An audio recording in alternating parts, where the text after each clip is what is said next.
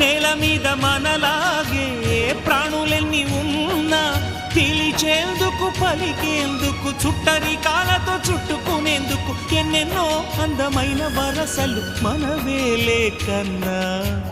నోరార పిలిచిన పలకని వాడిన మనసున మమతలున్న మనిషిని కానా